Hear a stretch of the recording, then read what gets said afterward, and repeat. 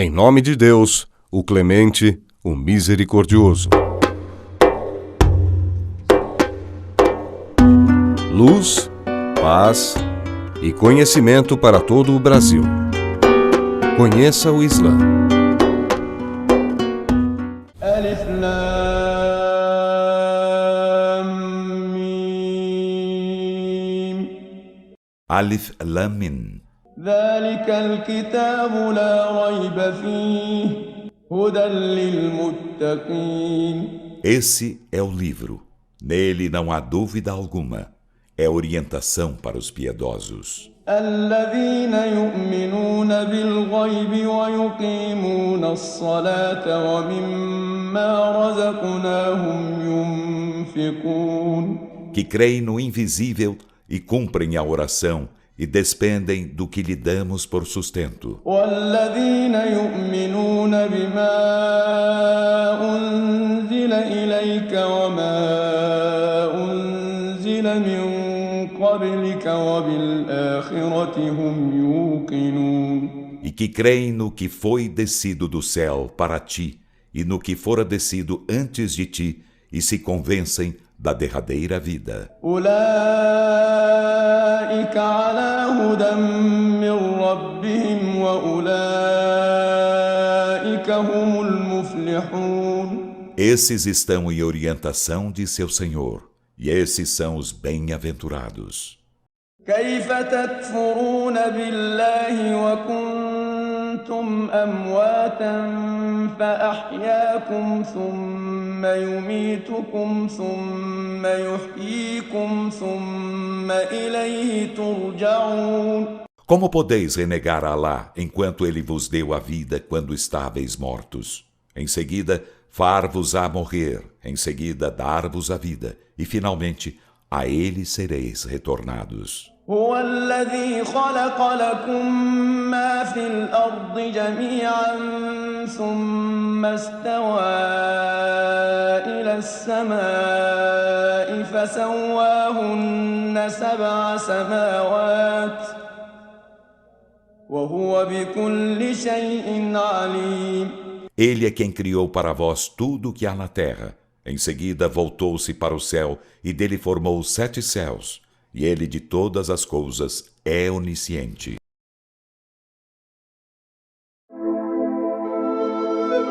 Deus sabe mais. Allahu A'lam.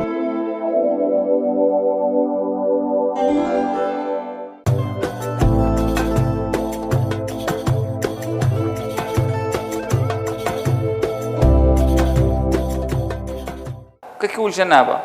O janaba também é uma situação que pode atingir ou o homem ou até a mulher, pode ficar numa situação do janaba.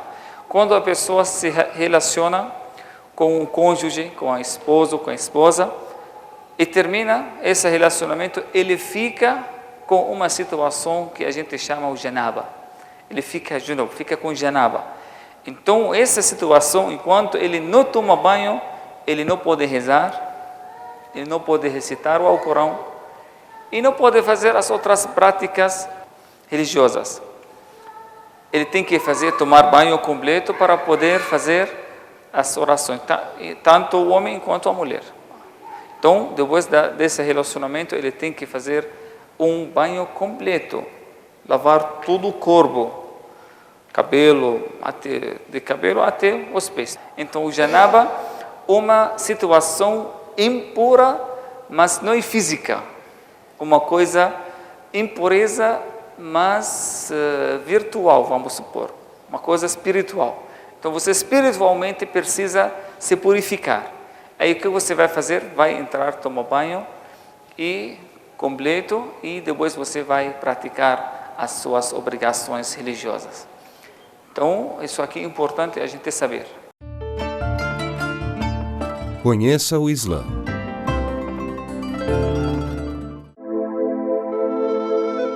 Deus sabe mais. Allahu A'lam.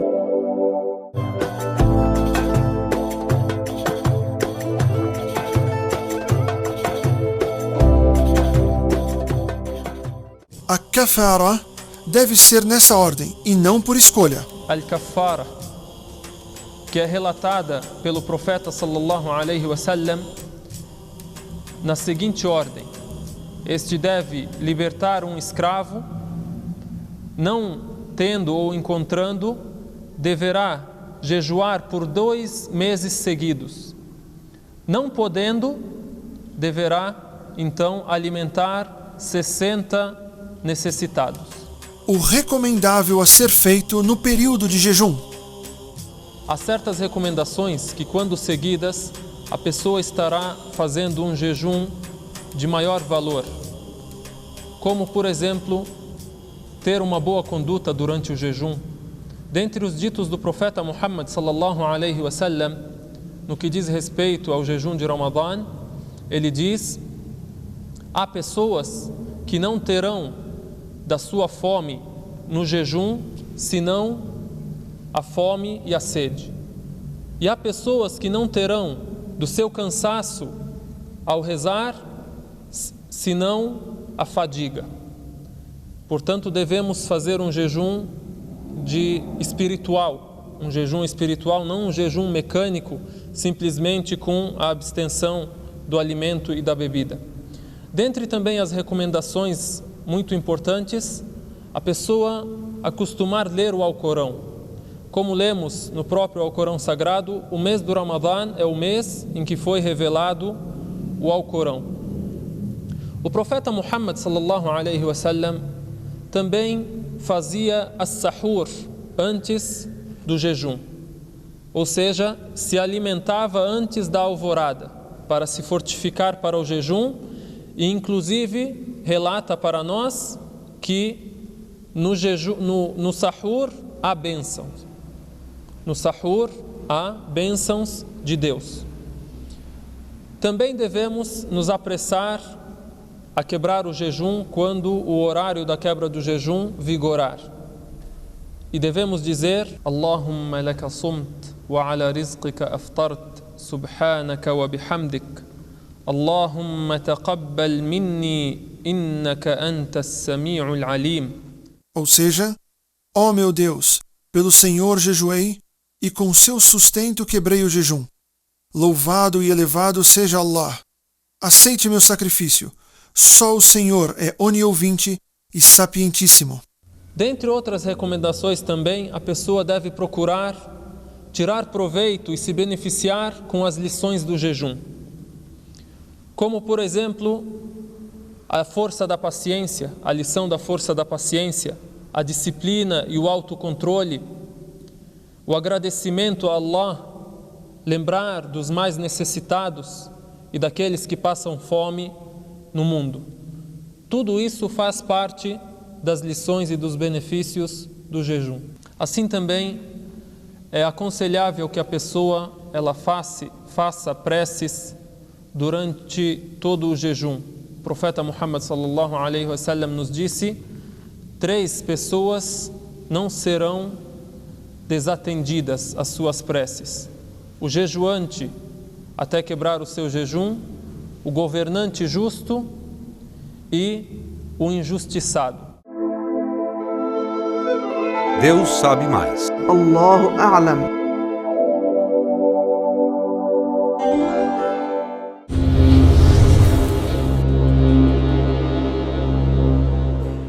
As-Salaf, em árabe, significa os que vieram antes, os primeiros. Isso significa literalmente a palavra Salaf. Se chegar alguém na mesquita aqui agora, vou olhar a pessoa aqui, um grupo de muçulmanos, brasileiros, como vocês, como nós aqui. Disseram: pô, vocês têm mesquita, vocês têm livros, vocês têm tudo isso. Na nossa época não tinha nada, não tinha nem mesquita, nem sheik, ninguém falava português, não tinha livros, mas mesmo assim nós seguimos o Islã. Eles para nós são nossos Salaf, que vieram antes de nós, foi a primeira geração, a velha guarda, vamos dizer assim. Quando se fala em teologia islâmica, estão se referindo a uma geração que é do profeta Muhammad até o 2º século, ou a 3ª geração. Quando o profeta disse, Khairun nas qarni, thumma alladhina yalunahum, thumma alladhina yalunahum. O profeta disse, a melhor geração, as melhores pessoas são a minha. É a minha. Então o profeta vivo, a geração do profeta termina quando? Com a morte dele. Depois, a que virá após eles, os companheiros do profeta. E após eles. Então essa geração do Salaf, ela tem alguns séculos, que é dos companheiros do profeta, daqueles chamados Tabe'i, significa seguidor, aquelas pessoas que aprenderam o Islã dos Sahabas. E aquelas pessoas que aprenderam o Islã com aqueles que aprenderam o Islã com Sahabas. São 3 gerações, até o século II do Islã. Essa geração é chamada de Salaf. Quando está no livro, seguimos os Salaf, são esses. Ou seja, o Islã que foi vivido, praticado, ensinado, transmitido por eles. Ou seja, a forma, não tem forma de sapato? Forma de bolo? Essa aqui é a forma do Islã. Por que isso? Os Sahabas praticaram tudo, transmitiram para nós o que o profeta ensinou. Esses transmitiram, viveram tudo que os Sahabas ensinaram. E assim por diante. Essas 3 primeiras gerações que o profeta disse são chamados de Salaf. São chamados de Salaf. E é o Islã original, essa geração, que todas as escolas, depois vem Abu Hanifa, Shafi'i, todos eles se baseiam no Islã. Como é que era naquela época? Como? Imagina daqui a 50 anos, aparece um monte de muçulmanos aqui, brasileiros, se Deus quiser, eles perguntam, como é que eram os muçulmanos em 2014? Em 2015, vamos fazer o que eles faziam. Vamos voltar para a origem. Qual é a nossa primeira referência do Islã? Eles são a primeira referência do Islã. Isso significa Salaf. Isso significa, não é uma escola, não é uma seita, não é um grupo, não é um partido, não é um movimento, não. É uma geração que é o modelo do Islã. Ou seja, o que é Islã foi transmitido por eles. O que eles não transmitiram não é o Islã. É o Islã é o que foi transmitido por eles. O que eles não viveram, não ensinaram, não praticaram, não é o Islã. Essa é a regra geral. Agora, essa é a regra geral. Agora, o que é salafia? O que é salafiyun? Já é outro assunto. Conheça o Islã.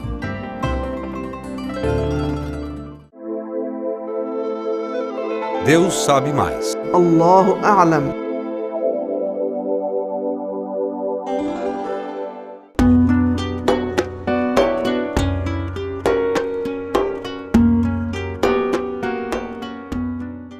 Feliz, aí também aparece na cara, no rosto dele. Se ele está com raiva, também aparece na cara dele. Se está com vergonha, também aparece no rosto, subhanallah. Por isso todo sentimento aparece.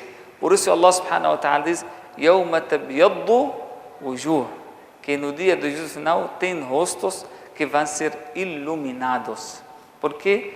Porque ele vai ler aquilo. Ou no dia tal, alhamdulillah, eu estava na mesquita, participando na aula, eu rezei o Isha, participei na aula. E quando você lê isso, aí você fica feliz, vai ter sorriso de alegria. Aí todas as pessoas que estão no seu redor vão saber, ele está lendo uma coisa boa. Ele vai lembrar que, olha, alhamdulillah, ele vai agradecer a Allah subhanahu wa ta'ala. Graças a Deus que estava na mesquita naquele dia. Poderia estar em outro lugar, poderia fazer outra coisa. Mas, quando você vê aquilo que você já tinha feito, aí você agradece a Allah subhanahu wa ta'ala que te ajudou de deixar tudo e vir para participar e te ajudou para fazer uma coisa boa. E quando vem aquela coisa ruim, também a mesma coisa. E fica preocupado, como eu vou apresentar, como ele fica envergonhoso. Aí precisa a gente fazer, irmãos, sempre faz um levantamento, prestar conta com si mesmo. Não precisa, iqra kitabak, Allah subhanahu wa ta'ala diz, no dia de juízo final você vai ser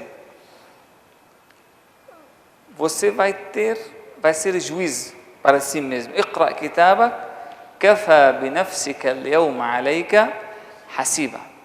Que só leia o seu livro e você vai se julgue, faz julgamento para si mesmo. Se o seu livro está cheio de coisas ruins, aí não tem como. Você tem que pagar tudo. O profeta sallallahu alaihi wasallam perguntou uma vez sobre o falido. Vocês sabem o falido? O falido, como o profeta sallallahu alaihi wasallam explicou, não é aquele que ele não tem nada no bolso. Os companheiros responderam que o falido entre nós é aquele que não tem dinheiro, quebrou, não tem mais nada no bolso. Esse é o falido.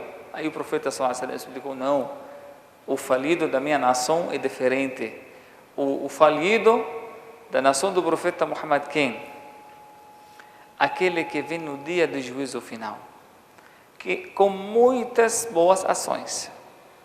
Olha, essa coisa muito importante que a gente precisa fazer, irmãos, nesse mês. Tem que fazer prestação das contas.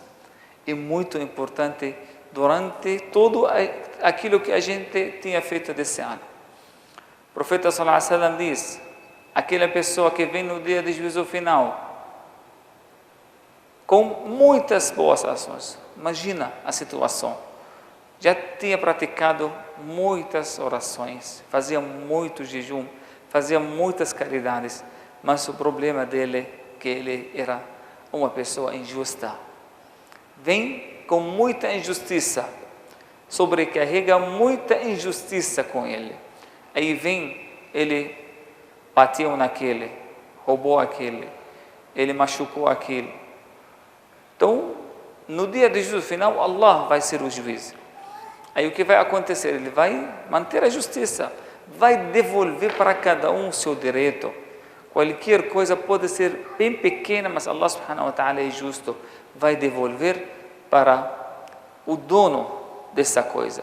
Aí, o que vai acontecer? O nosso querido, o nosso irmão, que ele tinha feito muitas coisas boas, mas mesmo assim vai ser falido. Por quê? Porque ele vai devolver tudo aquilo que ele tinha feito para as pessoas. Porque no dia do juízo final não vai ter dinheiro, não tem moeda, não tem nada. O que ele vai devolver? As boas ações dele. Uma coisa bem perigosa, que você vai pagar a sua peregrinação, as suas orações, seu jejum. Então, por isso tem que fazer essa prestação de contas. Se você tinha feito uma coisa errada com alguém, liga para ele. Hoje não custa nada. Pode resolver pedindo desculpa. Ele pode te perdoar. Se você tem uma dívida, tem um problema, já tinha falado mal de alguém, tinha ficado injusto com alguém, aí o que você tem que fazer? Liga, vai, visita, devolve o que você pegou dessa pessoa ainda nessa vida, porque no dia do final não vai ter nada para você devolver, a não ser suas boas ações. Então, a gente precisa pensar muito nisso. A gente cai muito numa coisa que que as pessoas acham que o pecado são bebida alcoólica, fornicação, juro, esses grandes pecados, mas a gente facilita muito outros pecados que na verdade são grandes também, não são menores, como fofoca, como intriga, como falar mal das outras pessoas. Todas essas coisas são pecados e grandes e deixa você injusto. Uma vez o profeta sallallahu alaihi wasallam foi perguntado, o mensageiro de Allah, sobre o fofoca. O que é fofoca? Perguntaram. O profeta sallallahu alaihi wasallam diz: a fofoca, al-ghiba, quando você fala do seu irmão uma coisa ruim, uma coisa mal. Aí eles perguntaram ao mensageiro de Allah: vamos supor que essa pessoa que eu estou falando, ele tem aquele caráter, ele é ruim mesmo. Eu falei uma coisa, mas ele realmente, não estou mentindo, estou falando uma coisa que ele tem. Aí o profeta sallallahu alaihi wasallam respondeu assim: se o seu irmão realmente ele tem aquela coisa, isso é fofoca. Se ele não tem aquela coisa que você está falando, você está fazendo uma injustiça. Então, pior ainda. A fofoca, quando ele tem, olha aquele, ele mal de vaca, hein? Não pode ser uma fofoca. Se você fala, chama uma pessoa que é mal de vaca, uma pessoa mentirosa, ou uma pessoa, tudo isso é fofoca. Se fala mal de outra pessoa. Mas pode ser que ele é assim mesmo, você não está mentindo. Mas mesmo assim, é uma fofoca, uma coisa proibida. Se você chamou ele de uma característica que ele não tem, aí pior ainda. Então, na verdade, a gente tem que pensar em tudo isso. Pensar que realmente existem coisas que são grandes também. Não só aqueles pecados grandes que a gente acha que... Não, isso também é grande. Porque uma coisa dessa pode também estragar uma família, estragar uma amizade, muitas coisas podem ser estragadas através de uma palavra, uma coisa desse. Então, o falido, aquele que vai no dia do juízo final. Mashallah, ele fez não sei quantas vezes a peregrinação. Todos os meses do Ramadã ele fazia o jejum. Ele fazia muita caridade. Mas ele vem também com muita injustiça. Aí todas as pessoas vão procurar essa pessoa para pedir o direito. Aí Allah subhanahu wa ta'ala, no dia do juízo final, ele também reconcilia entre as pessoas. Uma vez o profeta sallallahu alaihi wasallam estava sentado entre os outros companheiros, aí de repente ele deu um sorriso. Depois ele chorou. Aí os companheiros acharam muito estranho esse comportamento do profeta. Dar sorriso, depois ele chorou. Aí eles perguntaram ao profeta Muhammad sallallahu alaihi wasallam: o que aconteceu, profeta de Allah? A gente viu uma coisa estranha. O senhor sorrisa, depois se chora. O que aconteceu? Aí ele contou uma coisa que ele disse assim, contou uma cena que o anjo Gabriel trouxe para ele, que irá acontecer no dia do juízo final. Vai acontecer isso. Mas o que vai acontecer? Aí o profeta sallallahu alaihi wasallam viu que duas pessoas foram lá para o julgamento diante do nosso Criador, no dia do juízo final. Aí um injusto e o outro injustiçado. Aí o injustiçado falou para Allah subhanahu wa ta'ala: ou meu Criador, eu quero meu direito. Esse meu irmão, ele cometeu comigo uma injustiça. Eu quero meu direito de volta. Aí Allah subhanahu wa ta'ala mandou aquele outro: agora pague o seu irmão, que você está devendo para ele. Aí aquele ficou muito assim, falou: oh Allah, mas na verdade eu queria pagar, mas eu não tenho mais nada para pagar para ele. Já paguei. O coitado, ele é falido mesmo. Ele já tinha distribuído tudo aquilo que tinha feito, todas as boas ações que ele fez na vida dele, ele já distribuiu tudo, pagou tudo, ainda sobrou pessoas que ele não pagou ainda. Aí, o que o injustiçado falou? Oh Allah, então, nesse caso, eu quero que ele leve alguns dos meus pecados, que pega meus pecados. Então, se ele não tem boas ações que ele para me dar, então leva uma coisa porque eu estou muitos pecados. Aí, nessa situação onde o profeta sallallahu alaihi wasallam chorou e falou assim que naquele dia é um dia muito, muito grandioso, que as pessoas vão precisar de alguém que carrega os seus pecados. Então, depois Allah subhanahu wa ta'ala fala para a pessoa injustiçada.